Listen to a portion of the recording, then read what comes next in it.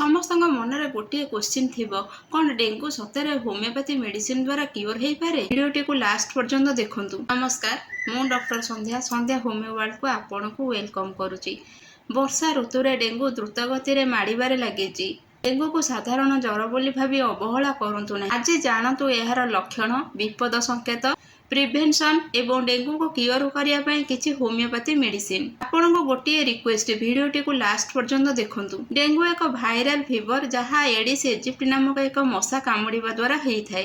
मशा कामुड़ार 4 ରୁ 10 दिन भितर आम बॉडी रे सबू सिम्पटम्स देखा जाए, जेमिति कि हाई टेम्परेचर रहिबा 104 डिग्री फ़ारेनहाइट पर्यंत आम बॉडी रे टेम्परेचर रही है। ता सहित मुंड बिंधा, हाड़ बिंधा, सबू जॉइंट्स रे पेन हुए, आखिर पछपटे पेन बहुत जोर हुए, बांती लगे सहित बांती हेबा, बहुत वीकनेस लगे और आम बॉडी रे रासेस भी देखा जाए। किंतु जेतेबेले पेटरे पेन बहुत जोर हुए, नाक माड़ी रक्त पड़े किंबा जेकोसी जगार जेमिति कि झाड़ा, परिस्रा, बांती एसबू रे रक्त पड़ी थाए, लास्ट इंटरनल ब्लीडिंग होता है। पेशेंट को श्वास कष्ट लगे, निश्वास प्रश्वास नबारे बहुत कष्ट होता है, बहुत रेस्टलेस लगे एंड पेशेंट कन्फ्यूज हो जाए, किसी जानी पारेनी। सब लक्षण देखागले नेग्लेक्ट नकरी इमिडिएटली डॉक्टर सहित कंसल्ट करंतु। डेंगू हेले केउ केउ खाद्य आपण खाई परिबे, आसंतु जानिबा। फास्ट आपण प्रचुर पानी पियंतु, जेते पारिबे सेते पानी पी बॉडी के हाइड्रेट रखंतु। ओआरएस पानी पियंतु, नड़िया पानी पियंतु, लेंबू पानी पियंतु, फ्रूट जूस घरे प्रिपेयर करी पियंतु, वेजिटेबल सूप पियंतु, खेचेड़ी किंबा सॉफ्ट रंधा जाइतिबा खाद्य खांतु। को खाद्य आपण खाइबेनी, आसंतु जानिबा। स्पाइसी फूड, ऑयली फूड एवं जंक फूड आपण खातुनी। बाहर मिलुथिबा स्ट्रीट फूड को अवॉइड करंतु, मद्यपान करंतु नहीं। एबे जानिबा घरे रही कि डेंगू को आमे केमिति प्रिवेंट करिबा। डेंगू साधारणतः मशा कामुड़िबा द्वारा हेइथाय, सेथिबे मशांग ठारो दूरे रुहंतु आ डेंगू ठारो दूरे रुहंतु। मशांग ठारो दूरे रहिबा पई मशारी टांगी के आपण सुहंतु। मशा न होबा पई मार्केट रे जेउ सब जिनिस मिलुछि ताकू आनी यूज करंतु। घरर चारि पाखु क्लीन करंतु। सप्ताह को थरे पानी जमुवा पात्र को सफा करंतु।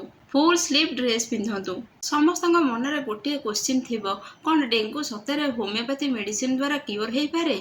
हाँ आज्ञा, डेंगू होमियोपैथी मेडिसिन द्वारा क्योर हो पारे। होमियोपैथी सबू टाइम रे इंडिविजुअलाइज सिम्पटम्स को देखिके दि जाए थाए। तो आपण को गोटे रिक्वेस्ट, आपण किसी भी मेडिसिन निज मन को नेबे नहीं। आपण पाखरे थिबा जेकोसी होमियोपैथी डॉक्टर सहित कंसल्ट करेंगे किंबा मो सहित कंसल्ट करी आपण नहीं पारिबे। एबे जानिबा डेंगू को मैनेज आ क्योर करबा पई, प्लेटलेट को नॉर्मल कंडीशन को आनिबा पई किछि आवश्यक होमियोपैथी मेडिसिन। फ्रेंड्स, डेंगू पाई नंबर 1 मेडिसिन आसी थाए यूपाटोरियम पर। जदि आपण को डेंगू हेबा सहित हाई टेम्परेचर अछि, सबु हाड़ और गंठी बिंधा होउची, मसल्स पेन होउची, बहुत जोरे मुंड बिंधा हेउची, एसरे यूपाटोरियम 202 ड्रॉप्स दिन को 3 थर खाइबा द्वारा हमको रिलैक्स मिली थाए। आ गोटे कंडीशन आसी थाए फ्रेंड्स, डेंगू सहित आपण को ज्वर अछि, मसल्स गोटे बहुत पेन होउची एवं आमर पछपट स्पाइनल कॉर्ड बा मेरुदंड रे बहुत जोरे पेन होउची, बिंधा होबा सहित बहुत जोरे शीत लगुची, देह हाथ थरिला भलिया लगुची, आ पेशेंट को डलनेस, डिजीनेस और ड्राउजीनेस लगुची। आ पेशेंट फास्टलेस अच्छी, पेशेंट को पानी पीवा को टोटली भी इच्छा हेउ नहीं। से केस रे आमे जेल्सिमियम 32 ड्रॉप्स दिन को 3 थर खाइबा द्वारा हमको रिलैक्स मिली थाए। आ गोटे कंडीशन आसी थाए फ्रेंड्स, डेंगू ज्वर सहित आमर बॉडी रे ब्लीडिंग हेइ थाए आ अल्प ब्लीडिंग हेला पर पेशेंट को बहुत वीकनेस लगे।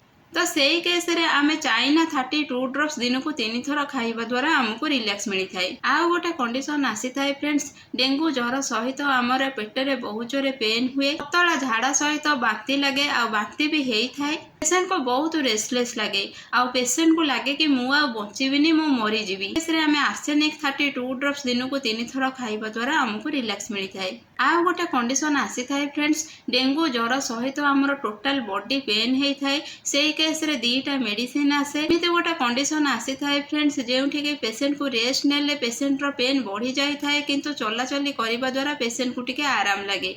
सेई केस रे रस्टॉक्स 202 ड्रॉप्स दिन को 3 थर खाइबा द्वारा हमको रिलैक्स मिली थाए। टिके भी हलचल हेले पेशेंट रो पेन अधिका हुए, किंतु रेस्ट नेले पेशेंट को भलो लगे। सेई केस रे ब्राउनिया 202 ड्रॉप्स दिन को 3 थर खाइबा द्वारा हमको रिलैक्स मिली थाए। डेंगू ज्वर रे प्लेटलेट बहुत जल्दी कमी जाई थाए।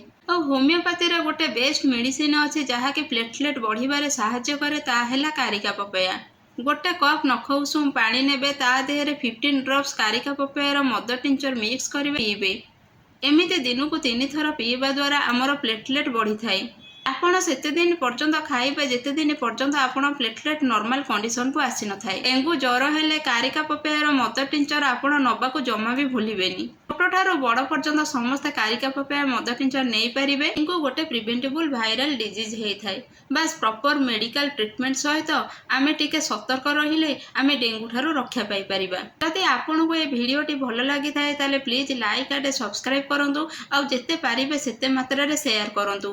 ଆପଣଙ୍କର ଗୋଟେ ସେୟାର ଅନ୍ୟମାନଙ୍କ କାହାର ଜୀବନ ବଞ୍ଚାଇ ପାରିବ। ଧନ୍ୟବାଦ। Stay healthy, stay safe with Sandhya homeo world. ରହିଲି, ଜୟ ଜଗନ୍ନାଥ।